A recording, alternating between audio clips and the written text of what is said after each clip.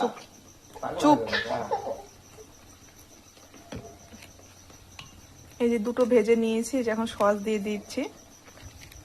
অল্পই দিব, যে আমি তো সস খাবো না, তোমাদের দাদা ভাই খাবে, যেহেতু আমি সস খেলে শোনা আমার হয়তো ক্ষতি হতে পারে।